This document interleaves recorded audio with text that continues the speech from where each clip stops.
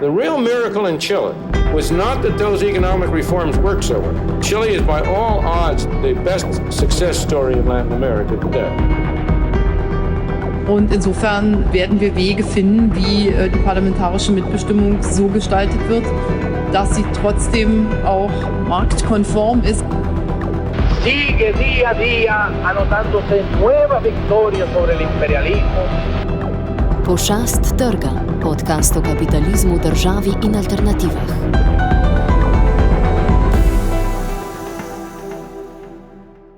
Okay, so hello to everybody. Today is actually the first time that we are recording in English this podcast, and the reason for that is that because today we will be talking about Ireland. As I have mentioned several times, I'm dealing with the exploration of the changes in the labor market and employment policies in Ireland, Slovenia, and Portugal during the COVID crisis. And so thus far we talked about some more general topics, more theoretical stuff, and also about Slovenia, but not about Ireland. So now the time has come also to address the Irish politics and economics. And whom better to invite to talk about these processes in Ireland than Professor Seán Ó Riain. Professor Seán Ó Riain is a professor of sociology at the National University of Ireland, Maynooth, and his research interests are in the sociology of work and employment, comparative political economy, inequality and social change, and the global information economy. Seán has authored two brilliant books, I have to admit. The first one was published in 2004, entitled The Politics of High-Tech Growth, Developmental Network States in the Global Economy. And a decade later he focused on the peculiar case of Irish success and failure in his book, The Rise and Fall of Ireland's Celtic Tiger, Liberalism, Boom and Bust. Besides that, he also co-edited the book The Changing Worlds and Workplaces of Capitalism, which was published in 2015. He was a member of the National Economic and Social Council, a very important advisory governmental body in Ireland from 2011 until 2017. And he also welcomed me and hosted me in Ireland when I was in Maynooth. So a big thank you, Seán, for taking your time and for your preparedness to join me in the podcast. Not at all, and thanks for your very kind introduction.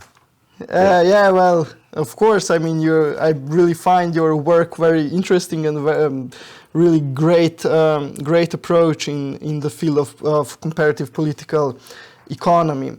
So today we'll be talking about the peculiar developments in Ireland in the last, let's say, 3 decades or so. That's something that we want to cover. So the big boom in the late 1980s and especially in the 90s and early 2000s, the crisis phenomena in Ireland, and then later some developments after the crisis.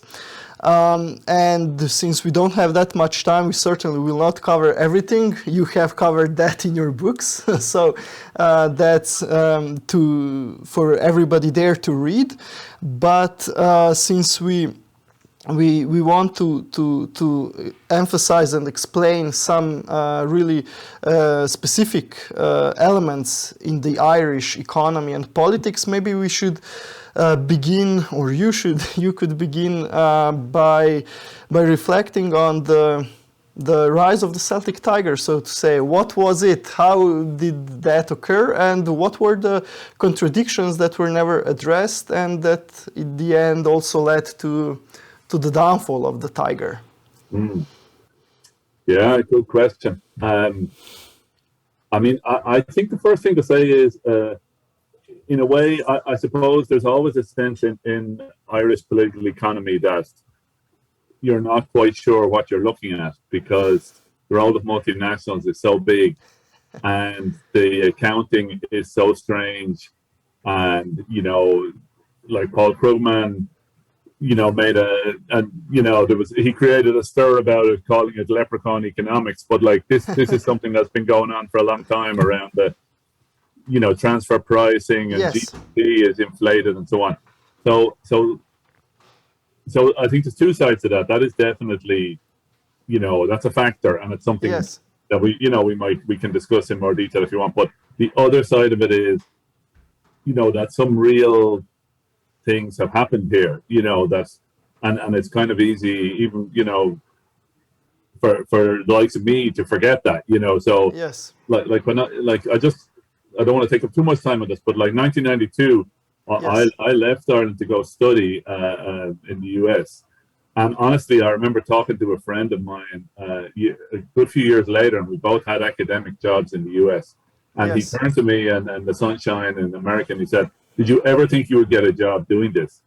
So, and I was like, it reminded me that really we didn't. You really just thought, oh, you go off, you study, or you do something in America, and maybe you come back and get a job. But really, and that was, really it's not going to happen. Ireland will Yes. just continue to be a high immigration, high unemployment place. And I mean, that was 92, and the Celtic Tiger followed a couple of years later, Yes. So really was quite, and I mean, the measure of that is probably really in employment. So, that's the number of people in employment is basically double today what it was in 1992, more or less. So that's quite really a dramatic, yes. Yeah, change. it's quite a dramatic change. So I would say, I mean, there's different things that have happened. I mean, the Celtic Tiger in the 90s was quite export driven, and especially driven by multinationals and by foreign investors. Yes. So I think two things happened in the 90s that, well, I think the first thing that happened was there was kind of a stabilization in the sense that the catastrophes of the 1980s. The 1980s was a complete disaster, because you already had a country which was very stagnant. It had some growth in the 70s, but not much really, and then stagnant in the 80s, and then low female labor force participation, high immigration, high unemployment, and then it had a debt crisis as well. Yes. So, there was a lot of austerity, which then feeds into demand. Conditions are bad, and so on. So late 80s, I mean, 87, you get the start of a social partnership. And really, I would say, if you look at those agreements, there's not a lot in them that are dramatic policy measures that you would say, oh, look, that's it on page 23. That's the magic solution. It was really a kind of a form of scrambling for, to manage through the situation. And a kind of really the focus was on trying to generate employment from anywhere they could. So I would say from 87 to about 93, this was kind of stabilization.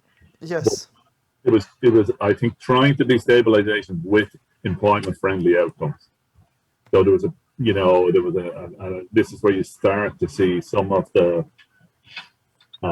active labour market policies start to come in and attempts to protect some employment and so on. And then you get the FDI bubble, which is really American companies. Yes. And that really kicks in the 90s.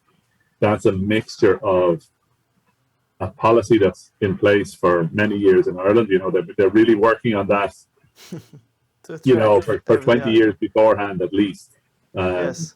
So they're developing the capacity to have that connection with Intel when Intel comes in the early 90s. But they've been working with them for 10 years to try and get them in. So there's a whole story there about, what it takes to get foreign investment in. It's quite a substantial, especially to get kind of more high-end foreign investment. Yes. It takes a big state capacity to do that.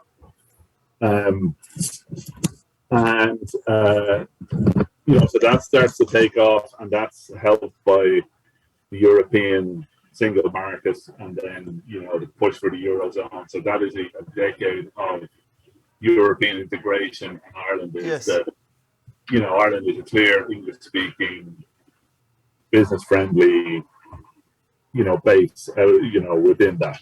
So it's partly state capacity, it's partly kind of historical conjuncture, and U.S.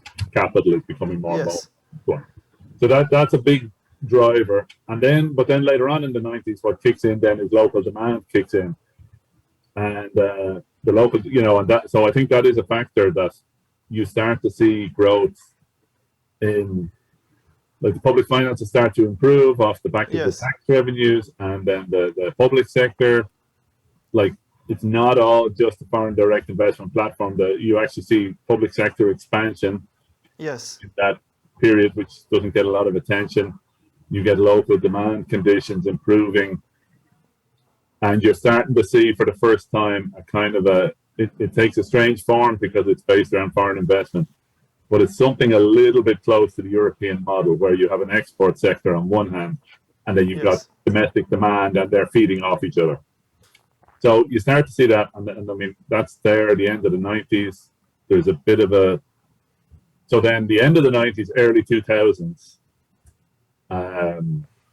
apologies if I'm, going into it, it's not the right level. Yeah. But I think that the early 2000s, that all of this is running up against some difficulties. Yes. I would say there's three difficulties. One is the dot-com bubble burst in the early 2000s. So that American IT foreign investment surge declines. Yes.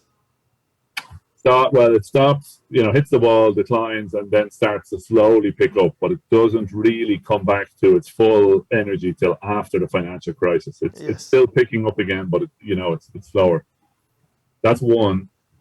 There's also a kind of a structural issue, which is that if you look at the kind of profile of employment and the kind of social profile of employment at the end of the 90s, one of the features of the Celtic Tiger is more women moving into the workforce. And that's a huge resource, actually, in terms of labor supply. You have a booming economy in the 90s, but you don't have any problems with labor supply because you have so many people coming back from emigration and so many women entering the labor force or re-entering with high levels of education.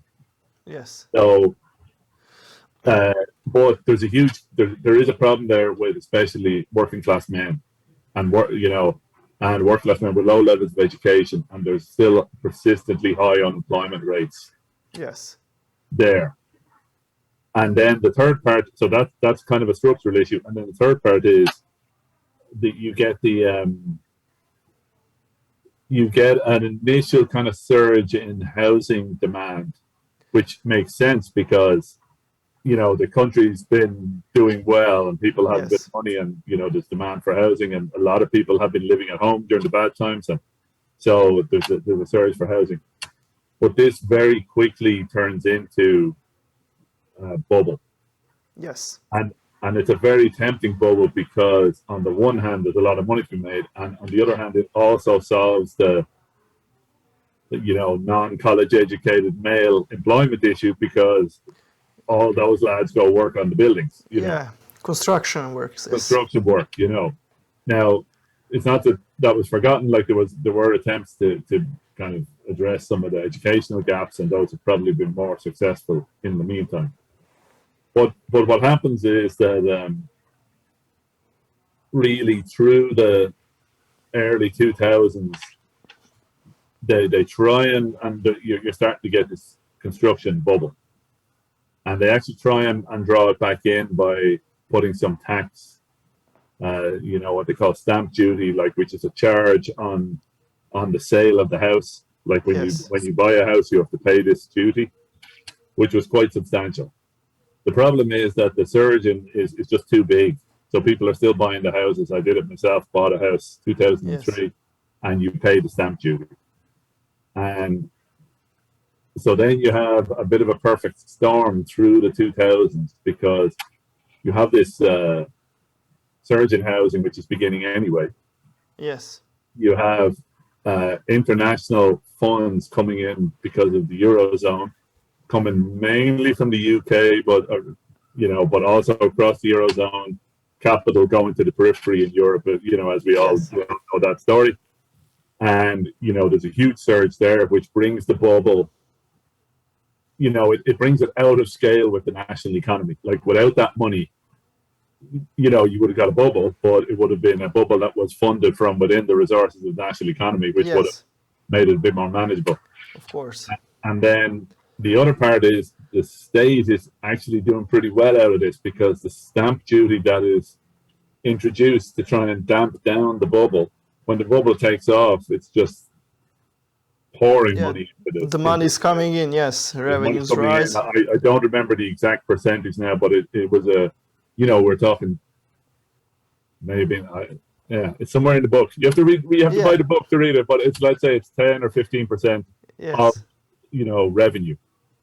And so really what happens from 2003 to 2007-8 is you still have an export, that economy is still chugging along, not as fast as it was.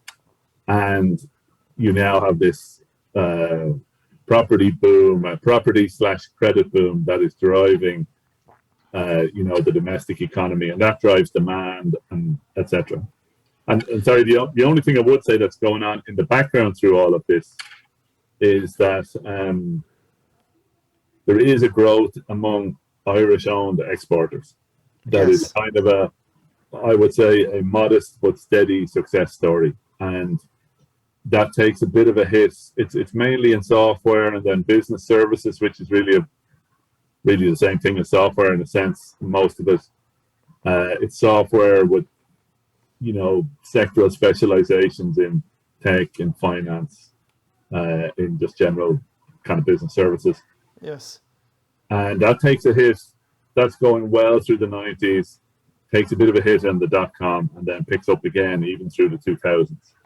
And so that has been a kind of a consistent story, one that I'm particularly interested in. But, I would say a kind of a modest but kind of outshone by the foreign investment, but in itself is an interesting and consistent story, and one that's probably more important in the downtimes because it has contributed to employment in the peaks and troughs, But I would say that's that's, I don't know, 1984 to 2008. Yes. That's the short version of the the high growth levels, high rises in employment also, as you mentioned. Yeah. And also, on the other hand, they're not exactly parallel, but in the last years, also the rise of the property and housing bubble. And what about maybe the status of labor? You mentioned briefly only that there was a specific social partnership that came that came to the forefront in the late 80s and in the 90s. Maybe some reflections then on the role of the labor. How strong was it within this new, let's say, neo-corporatist institutional framework, or was it more complicated? Let's say that it was not that strong, but that it served well for the government and for the capital to get their contribution and also their potential to regulate the potential social unrest that were quite huge in the 1980s, as far as I managed to read on that. Yeah, I think yes, there was a lot of there was certainly unrest in the 1980s. I mean, there is a long pattern in Ireland of, there's a Norwegian sociologist, Lars Mjøseth, wrote a paper in 1992 about the kind of relative failure of the Irish model. And one of the points he made was that the mass emigration was a huge safety valve that, you might say it diffused unrest, but it probably also diffused political innovation. The existing parties were in a way able to compete on the same grounds because each generation was, most generations, a very substantial portion were leaving. So, but I think, so in the 1980s, the unions were looking at an economy that was in bad shape. They were losing members because of unemployment. But I think more than that, it was, I think, really more a sense of the just kind of almost existential crisis of the Irish society, really, in the 90s, in the sense of, was it and I mean, this was a lot happening in Northern Ireland at the time also, which I think added to, even though it effectively operated, it was a fairly separate economy and political system. I think it added to the sense that, the entire state was in crisis. And I think they were also looking at the UK and Thatcherism, kind of attack on unions there and so on. And I suppose really the UK was very central to Irish economy and society at the time, both in terms of the culture, but also also in terms of the labour market. Like the outlet was to the UK. If you were a student in my day, in the late 80s, early 90s, you went to London to try and get casual work. If you're a student today in Ireland, you either work in Dublin or you go to like Barcelona. I think that's a change. I mean, I don't want to overstate that, but that's a change in the last few years. 3 decades, but that was a very significant. So you're looking at the UK and you're really thinking, we are very close to the UK and we're not that close to Sweden. So like this is what the most likely outcome for us is going to be. So I think they were kind of scrambling on that, as well as just trying to protect wages, etc. So I would say there was 2 things that happened there. One was just a sense that we have to cut some deals here just to protect the basic kind of there's a hard-nosed part to this of like, and they weren't great deals. I don't think anybody was claiming that they were giving workers loads of money in difficult times, but I think they were really what the union leaders thought they could get with the shadow of Thatcherism in the background. And then, but the other side of it was that they were I think they were trying to look for a way to shape the efforts to manage out of this problem, of the existential crisis. So there was kind of, I think it was quite tight networks really at the top of the Congress of Trade Unions and key union leaders and the Employers Federation. And even within the employers, there would have been 2 associations at the time, and one was, leading on that more than the other. So, so it wasn't a straightforward. Yes. But some of that was just elite networks that really were kind of like, we're going to get into this and try and solve some problems along the way. It wasn't it wasn't a grand social democratic moment, Yes. And I suppose it was quite successful in that sense, in the sense of problem minimization, trying to identify areas that needed further attention. Like, it went kind of a bit wrong later on, but like there was because there was various scandals around training and so on. But there was an important identification of kind of skills and training, etc., as a problem area that needed attention. So so there was that kind of problem solving part. Now I do think through the 90s, the unions were hoping that this would also become a vehicle then for developing new capacities. Like there was attempts to push childcare, the development of childcare policies, and there was that got like to a certain distance. The working groups were able to move things forward, and they were also trying to work on kind of learning organizations and learning workplaces, and they were trying to push that also. So that was like in alliance with certain parts of the employers, the unions, and parts of the state, especially the director's office. But those never really were as successful as they hoped.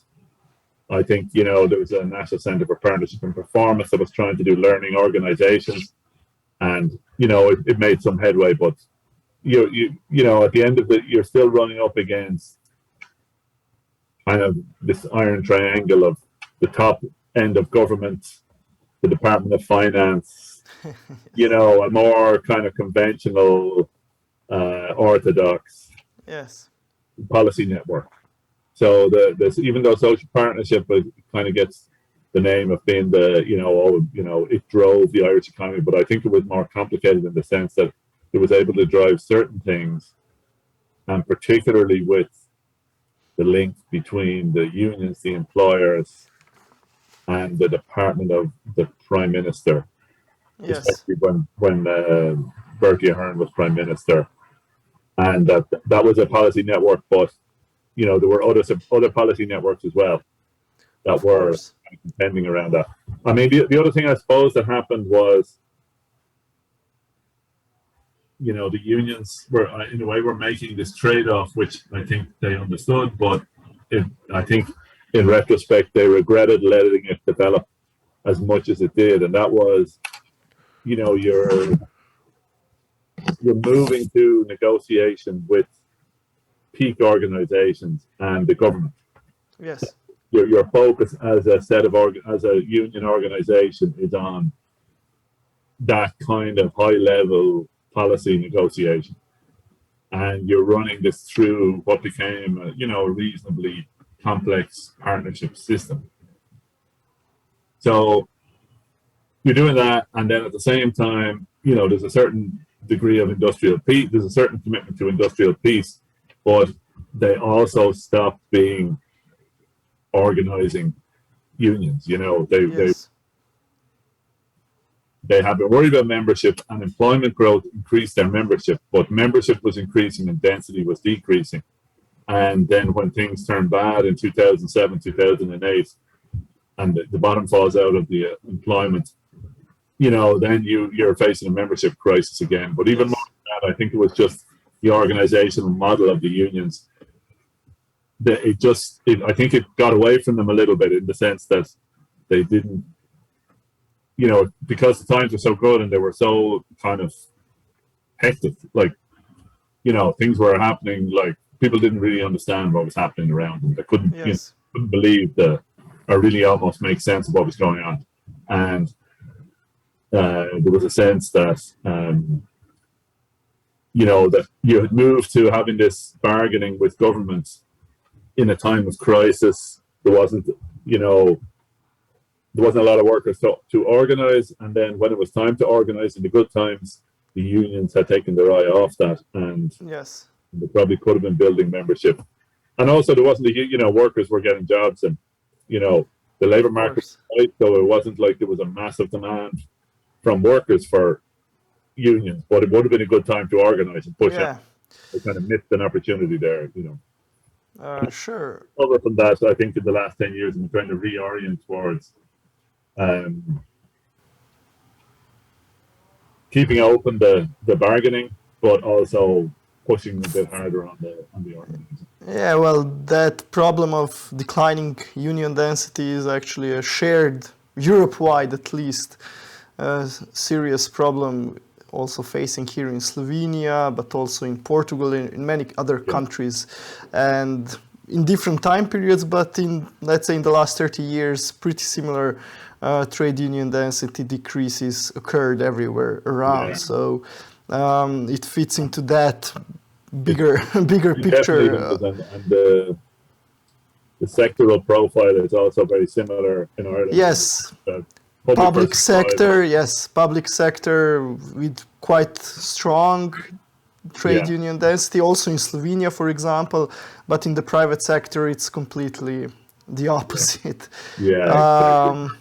So that's an interesting issue, but then again, if we come to the problem or the fun fact, actually, that the crisis in Ireland started a year earlier, actually, than it became a true Eurozone crisis, so to say. And it also influenced the social partnership. It stopped, so the government decided not to consult the trade unions were actually trying to become more, let's say, aggressive, but this politics of appeasement in the previous period, it didn't suggest that this stronger move would lead to success.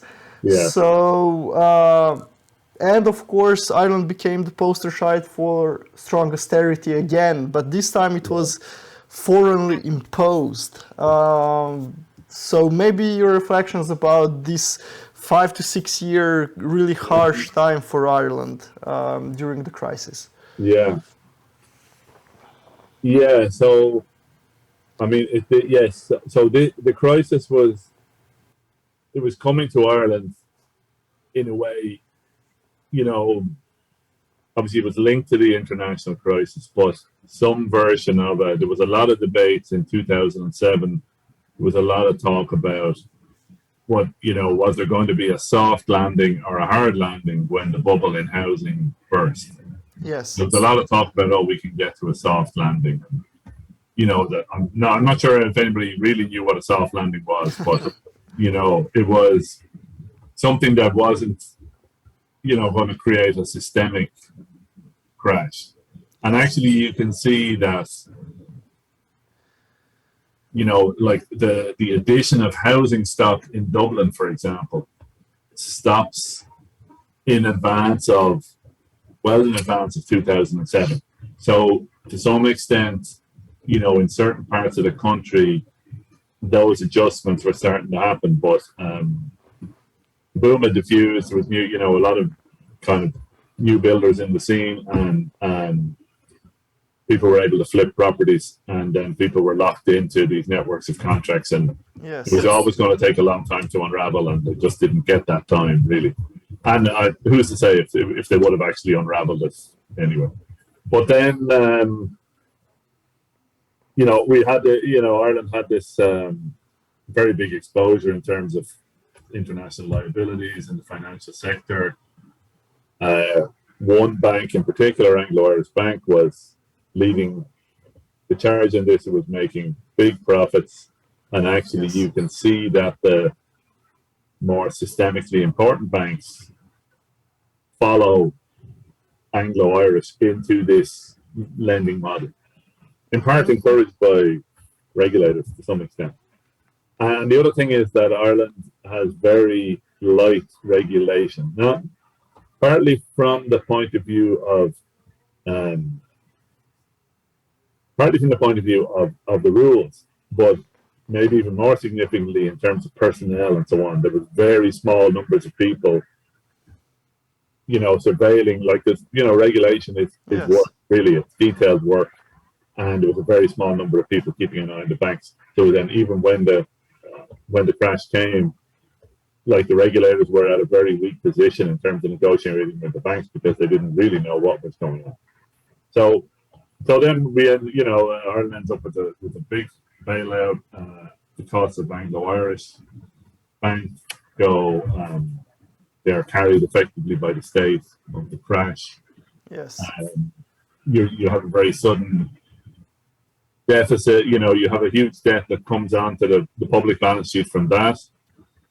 The tax structure that I talked about earlier from property, when it stopped, suddenly, you know, they've been paying current account bills with the what was effectively a kind of a transaction tax. So when the transaction stopped, money went, you know, just overnight, really. So that was that was creating huge deficits as well. And then, of course, you've got the pressure of things like unemployment, which, you know, surges payments. So I think also that, again, the unions were in a difficult position. It's not clear what they would have. So they tried to. The unions tried to stay within the tent, if you like, and try and do a version of what they had done, I think, in the late 80s, which was make concessions on, you know, look, this is, we understand it's a national crisis. There's going to be concessions on public pay cutbacks or whatever, but we want to be within the tent for kind of puzzling our way out of this. And at a certain point, and I'm not sure myself if this has really been fully understood yet, they were, you know, told you're not really wanted in the tent. So, and again, I'm not sure that Ireland had a strong capacity to manage its way out of that, other than through what the Troika did. I think there were other paths that could have been followed with less, not saying no austerity, but with certainly significantly less or more targeted. But for example, the basic kind of macroeconomic models of multipliers in the Irish economy didn't exist. So I remember being on the desk at the time and thinking, we're working off assumptions here that have come from other models, but what are the strategic choices for the country, etc. And also it was interesting to be on the National Economic and Social Council at the time, because really that was a collective social partner type organization, but the policy impetus had been drawn very tightly into the center of government at that stage. Yes. And these deliberative councils and so on, and those kind of bodies were no longer linked to to a deal between, like, what really had given them force was that there was a deal between the employers and the unions, and that was gone, so the kind of political force behind the intellectual thinking through had disappeared, so that really made it difficult so those spaces kind of disappeared, and the Troika came in and said, look, basically says you're doing austerity. Yeah, but there was also, if I may just interrupt you, also the homegrown idea of strong austerity also prior to the Troika, wasn't it so? So that the government was also prior, that it was a good 2 years before the crisis started until the Troika came in. Yes. That the government was also proposing pretty harsh austerity, maybe not as harsh as the Troika when it came in. It demanded cutting even the minimum wage, that prior it was not done, but it was quite a strong also, not national, but governmental idea of that austerity is the way to do it. And not tax increases, which is also an important thing in Ireland. Yeah, no, you're completely correct there, Marco. And in a way, the Troika was a kind of a continuity, or maybe an intensification of something that was there already. And like public sector pay, for example, is an interesting one. Yes. Public sector pay had increased, significantly between 2003 and 2008. And, that was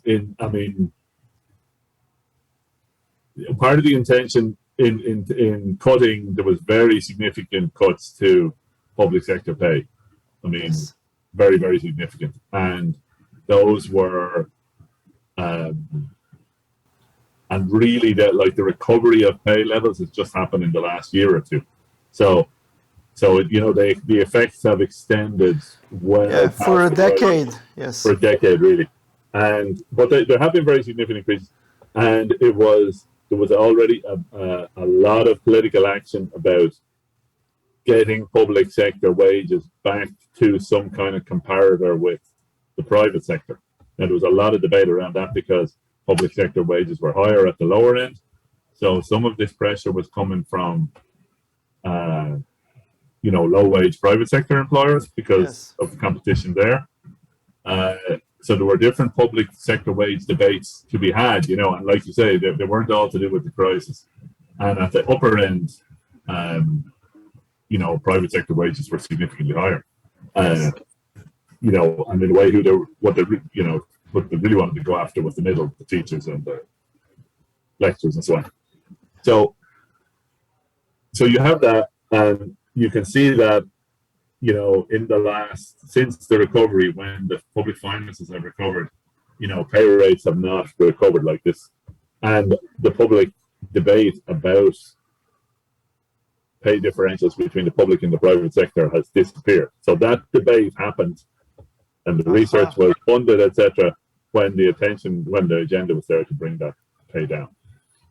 And then, I mean, the other thing that happened, I suppose, in the crisis, so that was definitely there, and it was, I think, pretty clear also that the unions were, like, the partnership was ended in part to clear the ground, to do that kind of,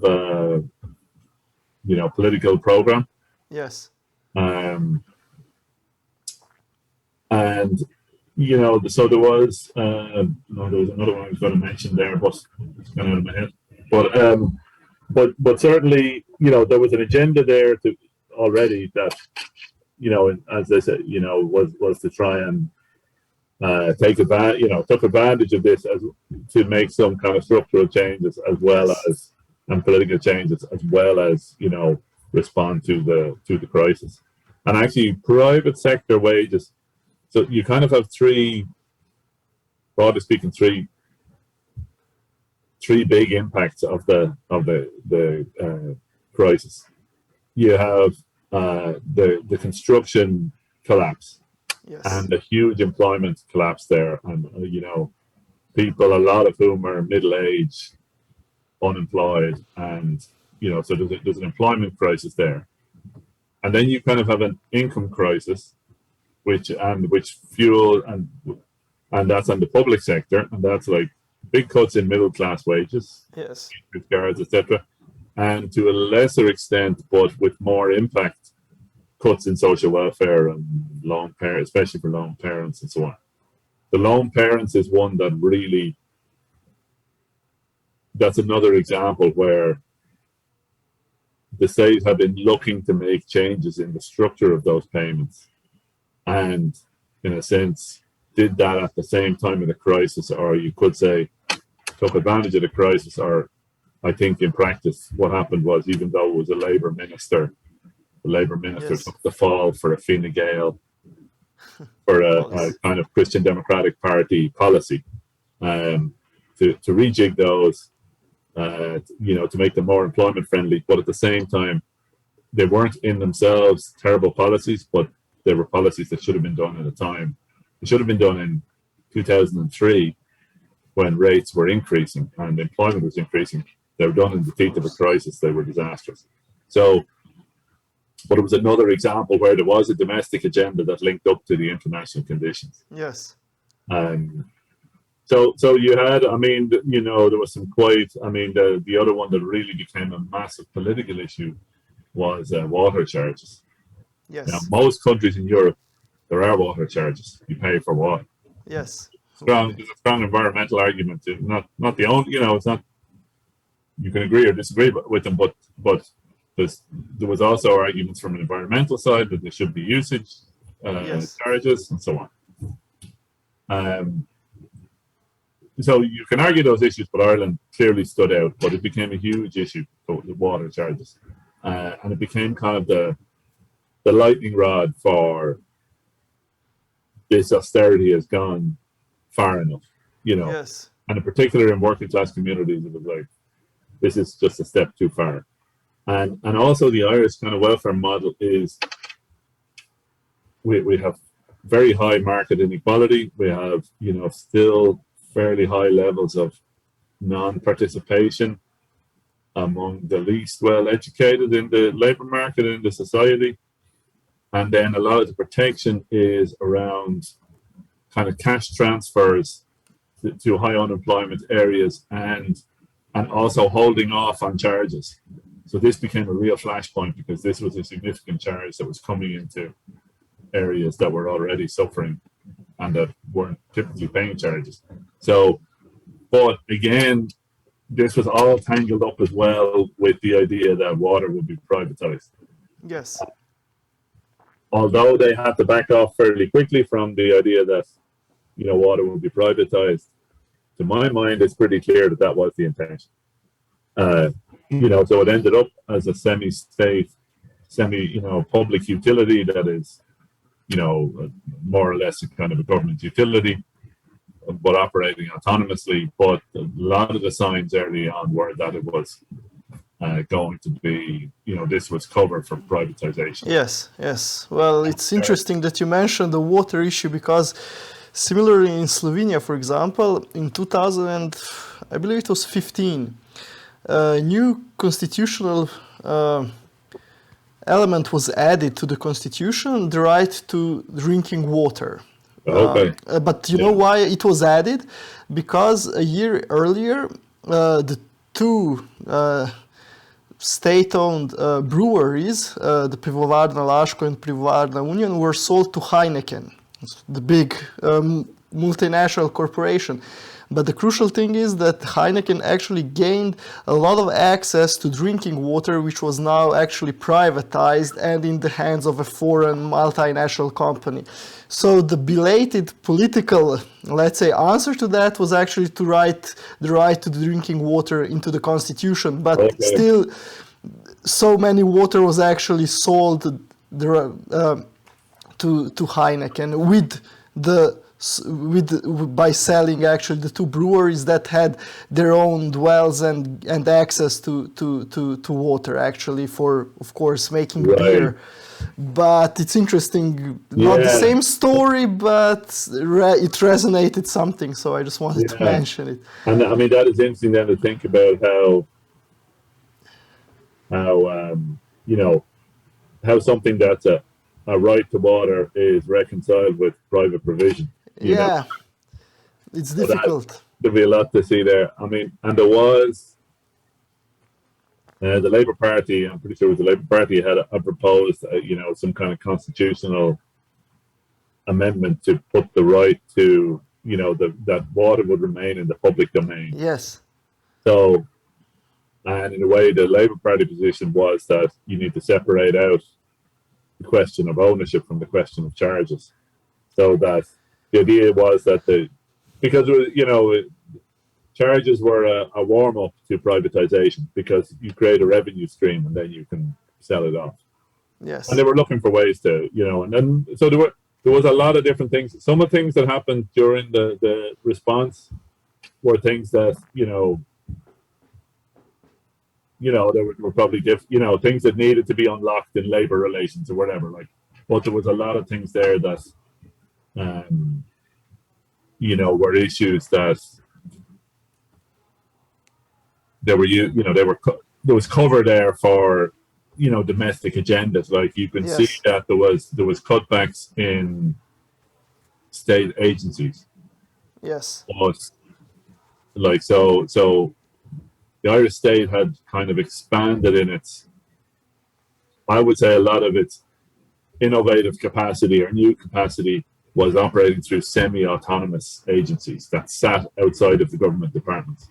Yes. So this played out in the crisis then as, these were quangos and they were a waste of money and they needed to be shut down, So, okay, that's fine. You need to get value for money or whatever. But in actuality, you were also pulling back on where a lot of the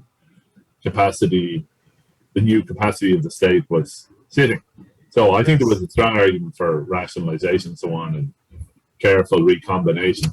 But it's also pretty clear that they got rid of most of the infrastructure around battling poverty, voting equality, etc. That all got consolidated and drawn back in under the government department rubric, and the kind of semi-autonomous sphere of the states was, they put some matters on it basically.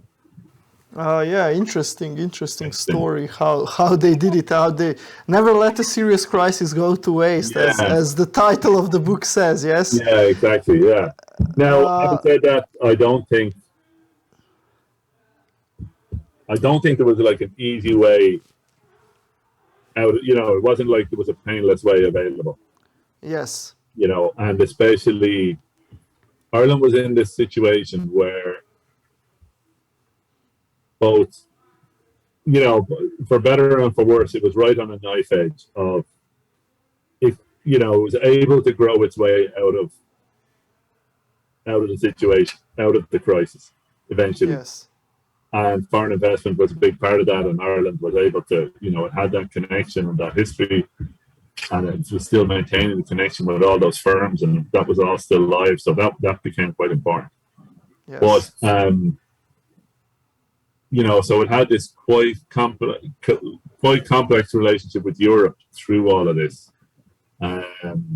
If anything, when it came to the Troika and the arrival of the Troika, probably the harshest bit of the Troika was the European part. Yes, yes. And you know, Ireland, okay, you know, these banks had gone nuts, but they went nuts with European money. So, you know, and I think this was part of the problem that well, I don't think it's entirely clear, you know, this story hasn't been fully told, but Ireland was caught in the sense that its sovereign debt was caught up with private debt through the bank guarantee. And the bank guarantee, you know, the private debt of Ireland was caught up with the private debt of Europe in ways that I don't think anybody was quite sure how far that extended. And there was a kind of a terror in European policy circles that if one of these dominoes fell, it was going to spill out across the European Union and then spill back into Germany, France, etc., etc. Yes, well. So they tried, you know, my sense they tried to firewall that by basically putting the costs, offloading the costs onto European periphery.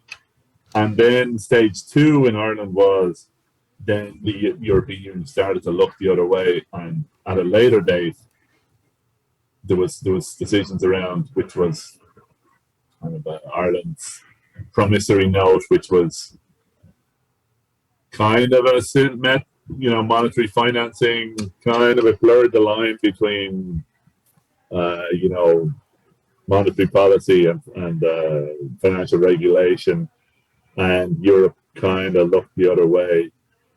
And there was a few other things like that where, you know, once you had taken the pain, there was a little bit of leeway provided later on. but there was certainly early on, in particular at the start, I think in setting the basic conditions, that fear of kind of contagion, and I don't know whether it was based on just a sense of uncertainty of how far this would go if it wasn't stopped at source, or whether it was based on knowledge of who was exposed and what. Yeah, well, that's something we never got to know, but yeah, it was also shown that most of the money that was given to Greece actually was transferred back to German and French banks. So they were actually also rescuing their own banks through imposing very harsh austerity to the periphery. And that was also the case, partly also in Ireland, probably, as you said. Yeah.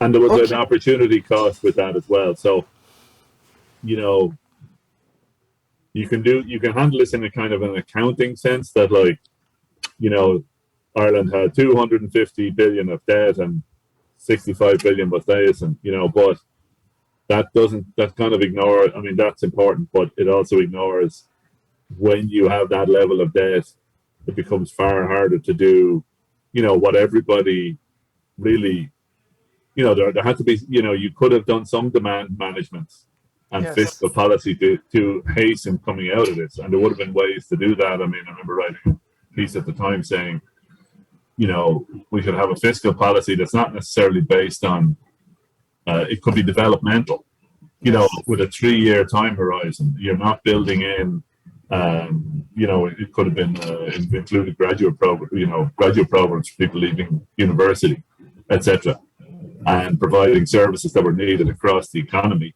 And yes, it's adding to the debt, but it's not adding to the fiscal structure. Of course. You know, if you didn't have to deal with the 65 billion or whatever it was from the banks, then you know, your opportunity cost would be much. Yes. Yes, I see that, of course. Great topic to move on. Maybe also about this post-crisis recovery period, actually, which was somewhere also somebody mentions that it is the second incarnation of the Celtic tiger almost, or sort of something like that. Again, with quite, especially when compared to other peripheral Mediterranean countries who were also hit very strongly, and also in Greece and Portugal also the Troika came in and so on.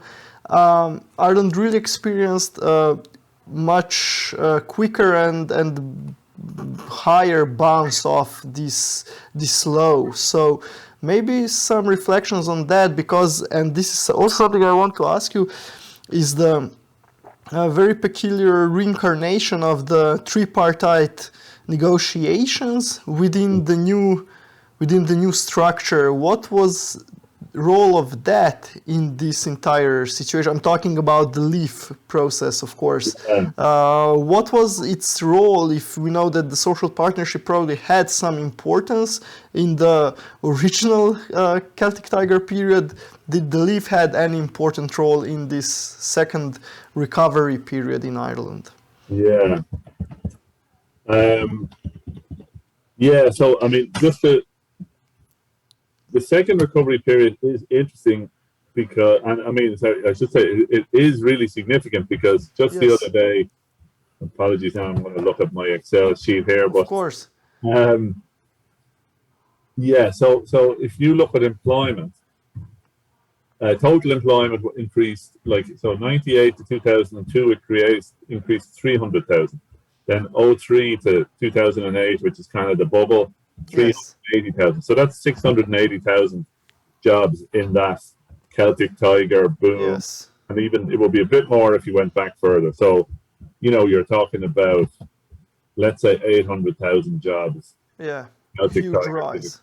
And that's in an economy that at the time would have had about 1.2 million. So that's a very, very significant, it's 50% growth or more.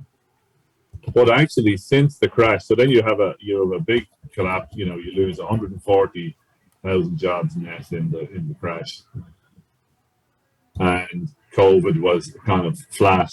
But they've actually added about another 700,000 since the recovery after the crash starts. So from about 2012 to now, it's almost on the same scale as that earlier period, and that is really.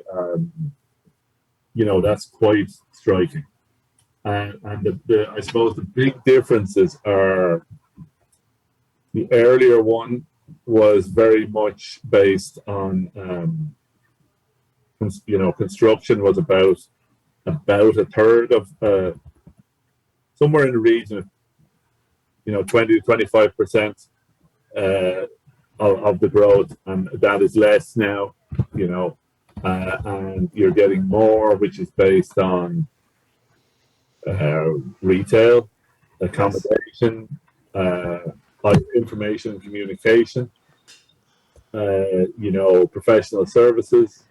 So you could argue that actually, and then to a slightly lesser extent, the public sector, probably around the same, yeah. So what's interesting in a way about the most recent incarnation is that construction is still there, but in a way, this is a kind of a market services, and it's IT, professional services, legal, advertising, etc. Then retail and accommodation and those kinds of more personal services, typically lower wages, and then you've got actually a kind of a public sector expansion as well. So in a sense, this is looking like a somewhat more sustainable model, in terms of employment growth. That some of this is, a lot of the profession, the trade and services stuff is multinational, but not all of it by any means. And so some of this kind of really long-term project of trying to get in some real multinational Yes. that has been going on alongside all of the dodgy tax stuff, and the dodgy tax stuff has gone through the roof in recent years, capital, especially around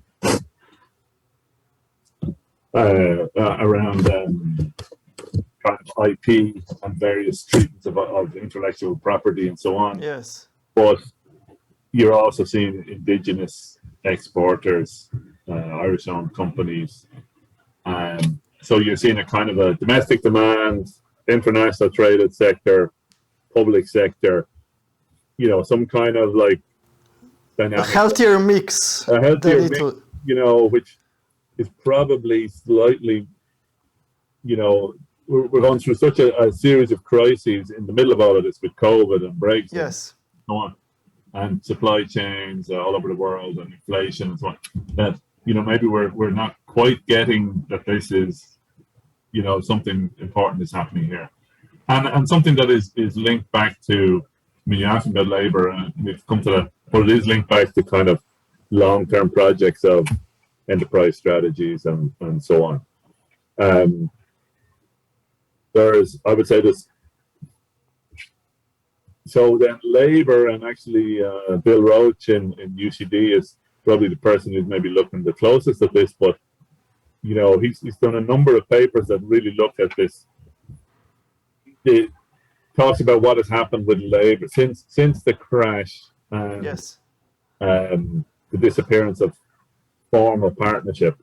And I think there's really a few different dimensions to this. So you have sectoral bargaining in the public sector still.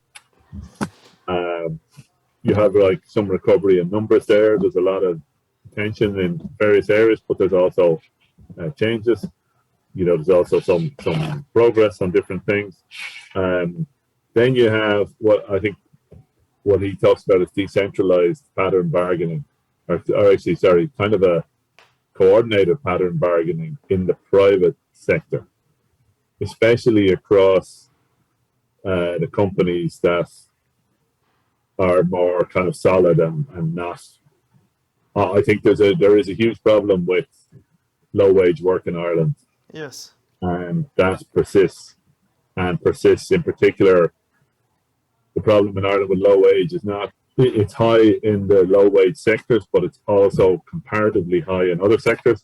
And in particular, it's higher, the rates for older workers, like middle-aged workers, are much higher than across the rest of Europe. So there's a low wage sector there that it's not just that students go or young people go work in retail and then leave. Yes. It persists into middle age, and that's a huge difficulty. So that is going on, but I would say in the middle of the Irish economy, in a way to try and create stability out of the relative macroeconomic chaos, there was this kind of, enterprise level and sectoral level semi-formal cooperation. And Yes. the argument really is that the kind of networks that were developed through partnership have translated into a kind of a meso level. They were developed for kind of macro level bargaining, but they've transferred into this kind of meso level coordination and kind of mutual adjustment rather than kind of formal bargaining, because you have seen in the middle of the Irish economy and the private sector employment, and to a certain extent wages outside of the construction sector and the directly affected sectors was relatively stable through the crisis. For given the situation in the country as a whole, there were Yes. parts of the private sector that were not doing too badly. So that has kind of pushed on and continued in this kind of coordinated way.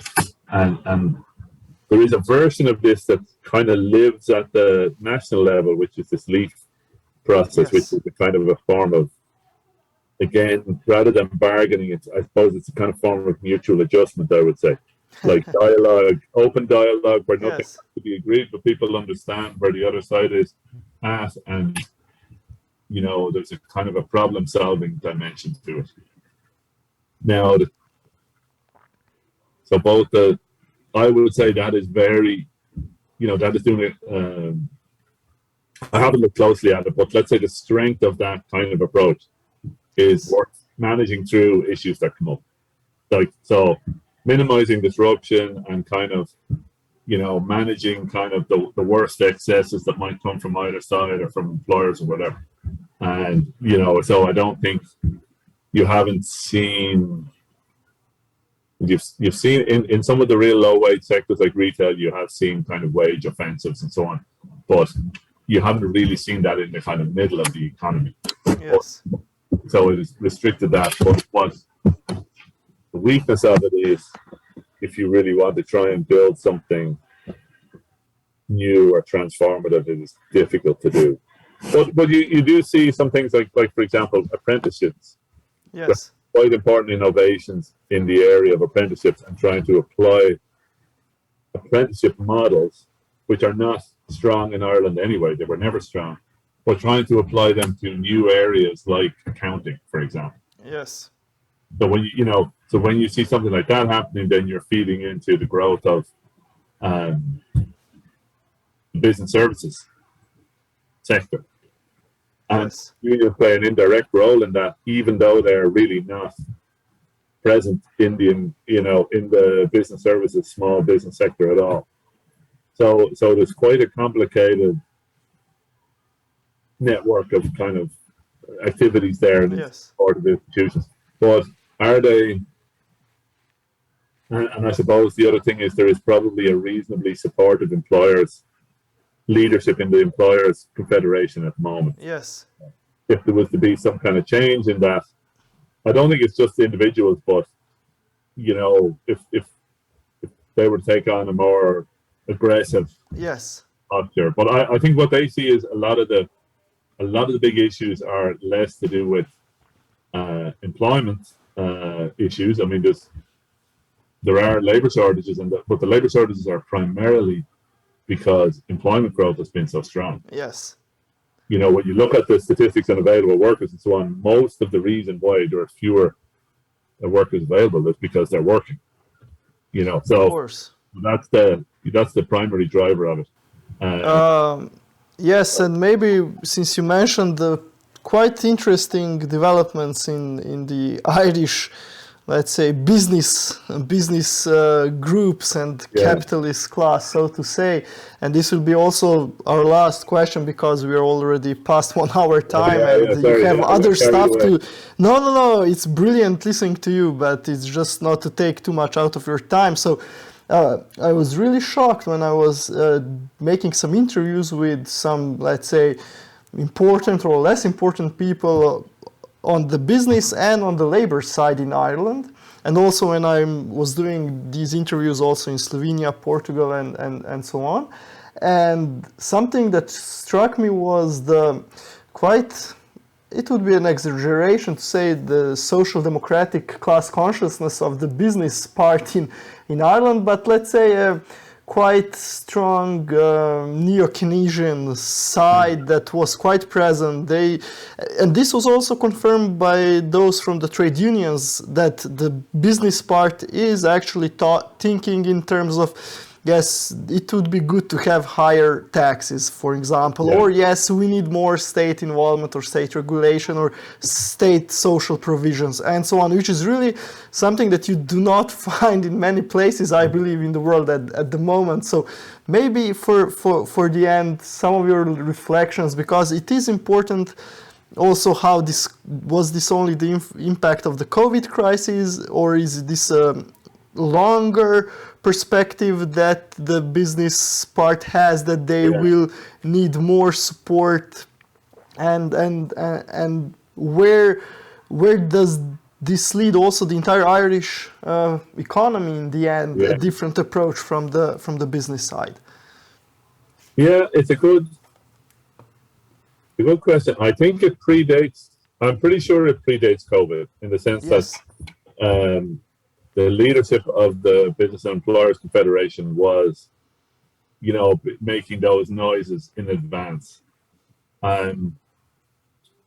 So I think a part of it is the individuals involved have an inclination that way and have come in kind of maybe from the... I don't I'm not saying they're card-carrying Swedish social democrats or anything like that, but, you know, they come from a public policy, there's public policy influence there that has always encouraged an attention to the broader conditions and not that they just workplace bargaining, you know. So, but I mean, there's also good, you know, if you were thinking just from a more like strategic, rational actor point of view, I would say to some extent the employers have what they want in industrial relations. I mean, they are adjusting, you know, they are adjusting to other, especially the most influential employers, you know, like managers get to manage in Irish companies, you know, really. I mean, managers manage, they're in charge. I mean, with some mutual adjustment. Now, you could argue that, I would say, rather than Irish management being kind of good or bad, it's very patchy because they have because the history is really that, you know, this is developed in a somewhat arbitrary way. So, like, you can get two very similar companies in similar sectors, and there isn't really strong normative or organizational limits on the manager.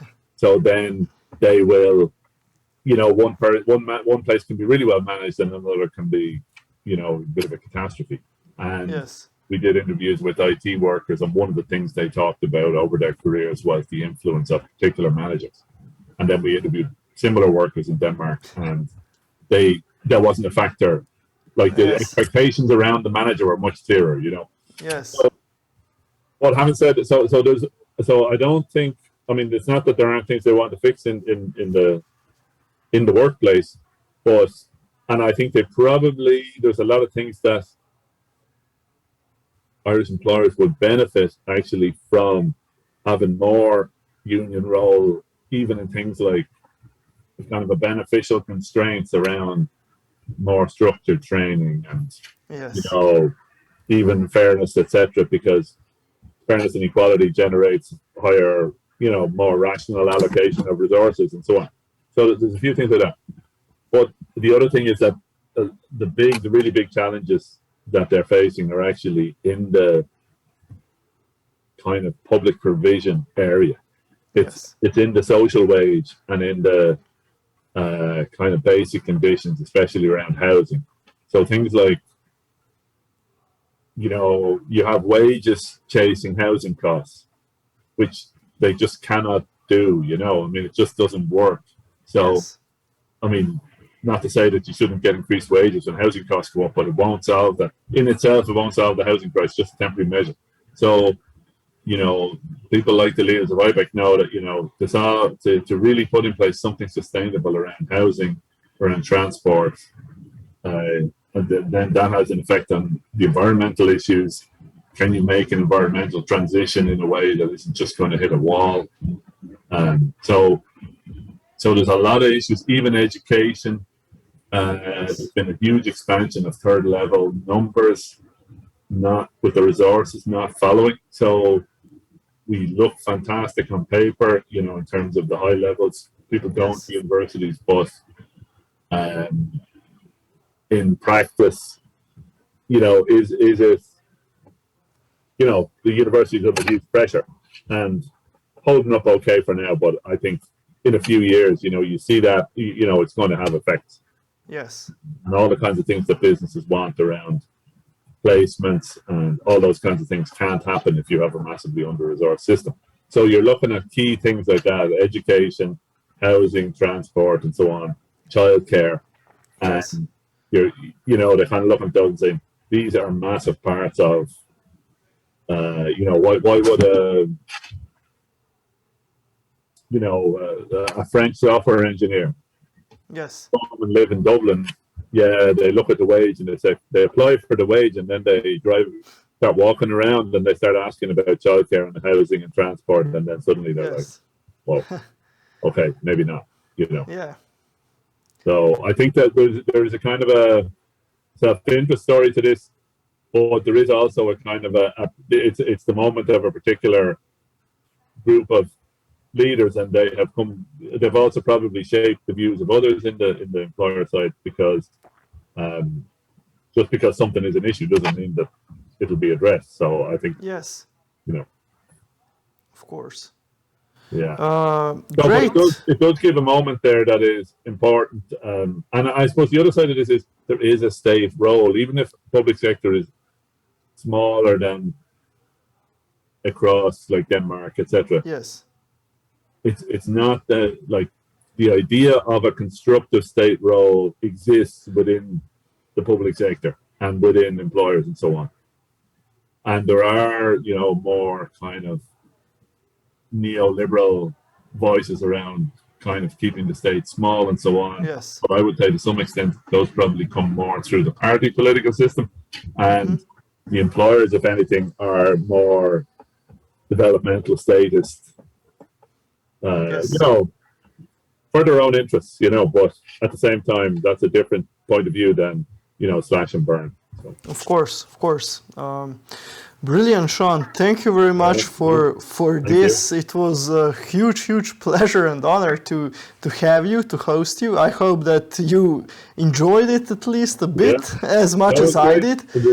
It helps to, sometimes you're saying things and you didn't realize you thought that until you're saying them. Yeah, of course. Yeah, that helps. So that being said, I would like to also thank to our viewers and listeners. I hope that you will also get to read Seán's books because they're brilliant.